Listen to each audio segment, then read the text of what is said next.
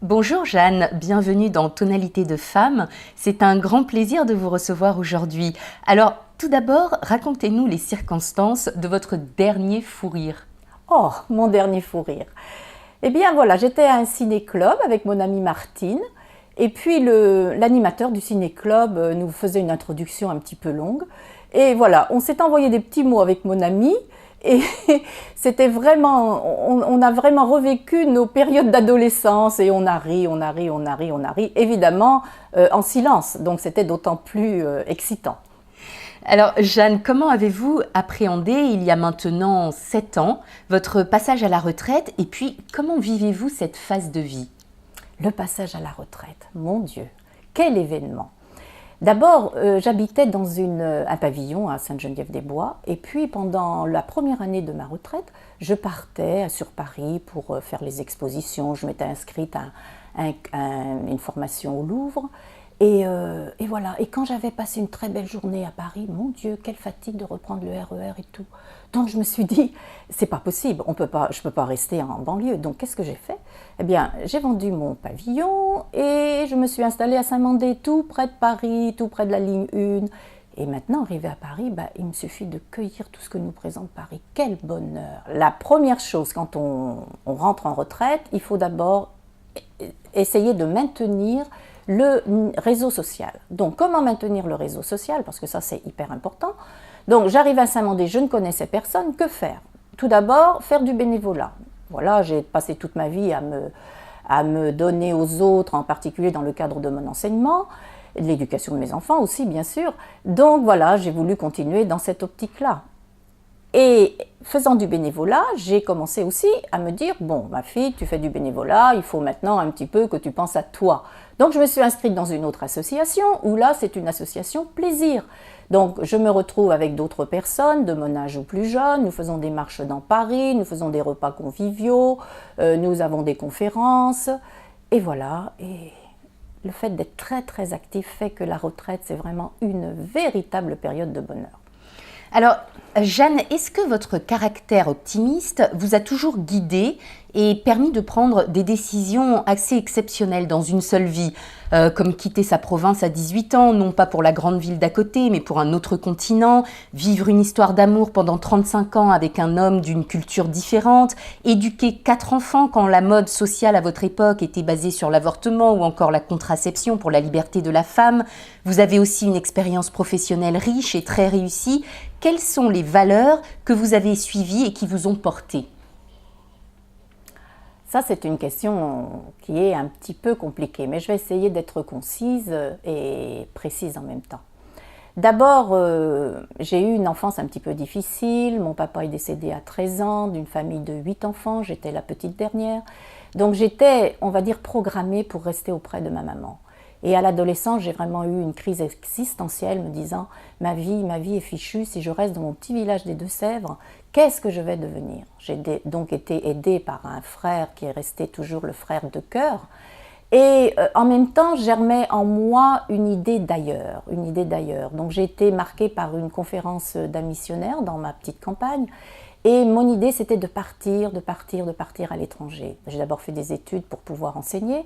Donc je suis partie à la Souterraine, enseigner 1 an, me disant je vais déjà d'abord me couper un petit peu de ma petite maman, parce que j'avais quand même gros cœur de la laisser toute seule, et en même temps la préparer à mon départ pour l'Afrique. Donc je suis partie 2 ans en tant que bénévole au Togo, à Lomé. Donc j'ai laissé l'idée de Madagascar, mais donc je suis partie au Togo. J'ai passé 2 ans dans un petit village de brousse à 30 km de Lomé, où j'ai fait l'école primaire. Ça a été les 2 années merveilleuses de ma vie. J'ai adoré l'Afrique, j'ai adoré les Africains. Le pays était magnifique. On disait que Lomé était le quartier latin de l'Afrique. Et ces 2 années-là, passées en toute amitié avec des Canadiens, des Français, des Suisses et aussi avec les Togolais, a été une période merveilleuse. De retour de ces 2 années enrichissantes au Togo, je suis restée 2 années en France.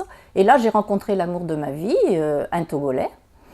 Et nous sommes repartis quelques années après avec nos 2 enfants, donc au Togo. Nous avons passé 2 ans à Lomé. Les conditions politiques faisaient que nous n'étions pas en sécurité, donc nous sommes partis à Abidjan. Là, à Abidjan, j'ai donc enseigné, j'ai toujours enseigné, mais là j'enseignais dans ma spécialité, c'est-à-dire dans l'enseignement commercial. Et j'ai mis au monde 2 jumeaux à Abidjan, et avec ma famille de 4 enfants, donc nous avons profité largement de ce que cette belle ville à l'époque nous apportait. Les enfants étaient très heureux, vivaient dans un climat d'amour et de soleil, et voilà. Et après, nous avons décidé que la vie était un petit peu trop douce pour eux et que nous posions la question, est-ce qu'ils vont pouvoir faire de bonnes études dans un climat aussi agréable? Et voilà, et nous sommes rentrés en France. Dans toutes ces années-là, depuis le départ de ma province jusqu'à cette période-là, je peux dire que ce qui m'a guidée, ça a été toujours d'être fidèle à ce que moi j'avais envie de faire.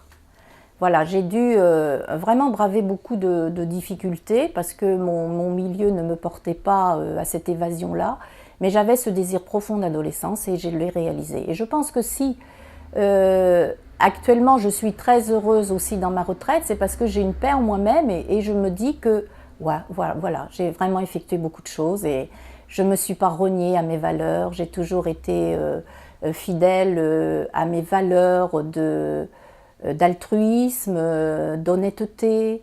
Et puis, j'ai toujours gardé en moi cette curiosité, cet émerveillement devant les gens que je rencontre et devant les paysages que j'admire. Et Jeanne, quels conseils pourriez-vous donner à ces femmes qui appréhendent tellement ce passage à la retraite? Quels conseils? Eh bien, le conseil que je donnerais, c'est surtout d'organiser sa retraite. Parce qu'on se retrouve devant un agenda complètement blanc après avoir eu une vie très occupée. Donc voilà, il faut penser à se faire plaisir et ne pas toujours se créer des contraintes comme on s'en est créé pendant le temps professionnel. Donc penser à soi. Moi j'ai eu on va dire, j'ai fait beaucoup de ménage dans ma vie, hein, j'ai changé de maison, j'ai aussi mis fin à une relation de 35 ans voilà, qui s'étiolait et voilà, j'ai retrouvé ma liberté, j'ai retrouvé une vie conforme à mes idéaux.